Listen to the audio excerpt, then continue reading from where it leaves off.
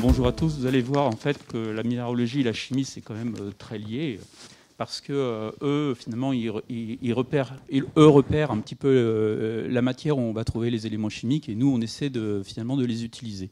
Alors je vais vite passer là-dessus parce que vous l'avez pratiquement déjà vu.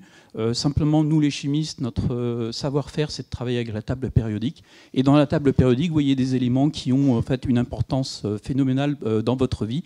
Et en fait, les téléphones portables, c'est un système très particulier parce que ça a deux aspects très importants. On peut dire que dans les téléphones portables, vous trouvez pratiquement tous les éléments de la table périodique, je dirais, sauf les radioactifs, heureusement. Et de l'autre côté, un téléphone, c'est un objet qui est éphémère, qu'on utilise pendant 2-3 ans, et puis on en change. Donc c'est un véritable gaspillage de la table périodique. Donc c'est d'ailleurs sur cet aspect-là que je vais insister. Alors ensuite, il y a un point important, c'est vous voyez ici un tableau qui montre l'évolution des composants électroniques au cours du temps. Il y a 30 ans, on faisait des puces électroniques avec du silicium et quelques éléments autour.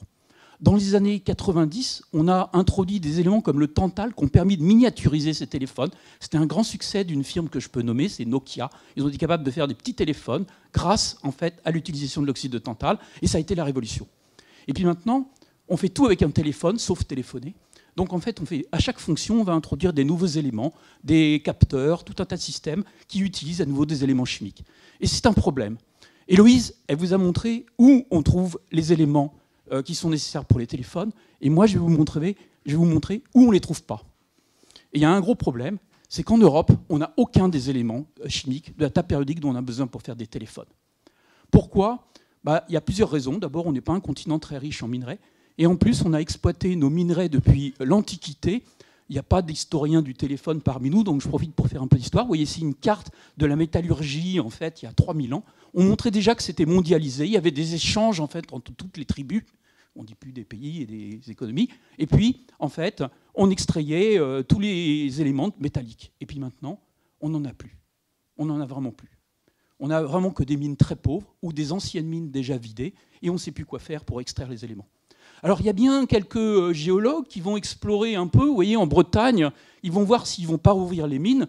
Et puis, là où on a développé le tourisme, je peux vous dire qu'ils ne sont pas bien accueillis. Donc, vous voyez ici, par exemple, une manifestation à Guingamp pour les empêcher de s'installer et réouvrir des mines. Alors, qu'est-ce qu'on peut faire ?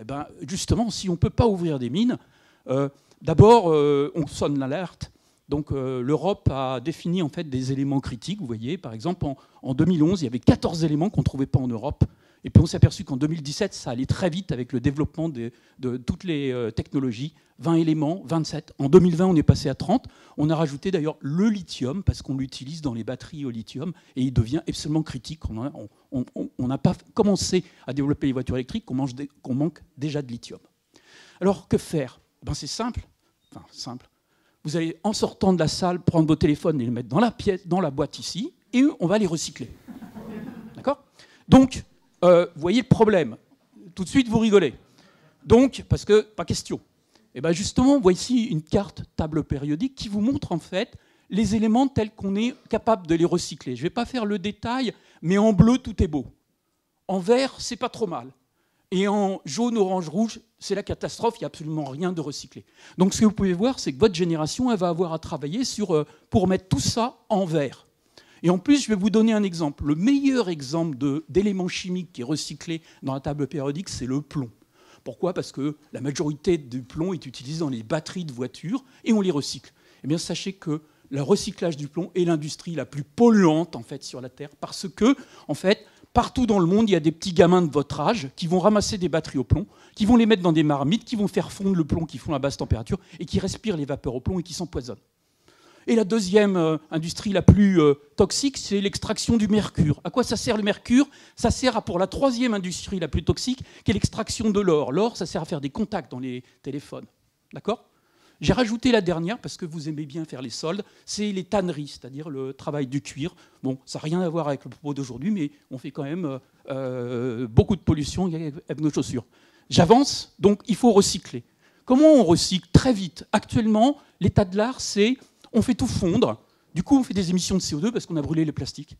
Ou alors, on fait comme moi, parce que je travaille beaucoup là-dessus, on a un projet Recycle My Phone, vous voyez, on est vraiment dans le sujet, où on va prendre les batteries, on va les broyer, et on va les dissoudre en fait dans de l'acide, et on va récupérer tous les éléments qu'on va trier, et puis on va refabriquer des batteries avec. Bon, c'est bien tout ça, mais soit on fait des émissions de CO2, soit on fait en fait, on pollue de l'eau. Donc, c'est pas parfait. Donc, le travail actuel des chercheurs, c'est d'améliorer en fait les méthodes de recyclage. Je l'ai fait très vite. Il y a d'abord l'économie. Les économistes, eux, ils se disent « Oh là là, avant de recycler, on va d'abord réutiliser ». Voici par exemple, pour ceux qui aiment le foot, le Johan Cruyff Arena à Amsterdam, elle est éclairée avec des batteries recyclées. Donc c'est une meilleure façon d'utiliser, d'allonger la durée de vie des batteries. La deuxième façon, en fait, c'est de faire ce qu'un de mes collègues propose, c'est de prendre des batteries très compliquées, je ne vous montre pas les dessins, et de faire des batteries qu'on va retirer les éléments qui ne marchent pas et les remplacer. Ça s'appelle les Lego batteries. C'est un concept, en fait, mais c'est très difficile de fabriquer des batteries avec ce concept. Mais en attendant, ça serait très facile ensuite de déplucher les batteries, de remplacer juste le morceau qui ne marche pas, plutôt que de tout broyer. Et le dernier modèle, c'est un peu plus compliqué, c'est pour vous montrer combien c'est difficile finalement la technologie, c'est de faire tout un tas d'étapes de séparation des batteries avec beaucoup de séparation mécanique poussée, comme par exemple on enlève les métaux avec des aimants, on sépare les polymères qui sont plus légers en soufflant dessus, comme ça quand on brûle la batterie, on ne brûle plus les polymères, on ne fait plus d'émissions de CO2. Donc c'est des procédés extrêmement complexes, mais en même temps qui se veulent en fait, économiques en ressources, en énergie et en émissions en fait, de gaz à effet de serre. J'ai fini.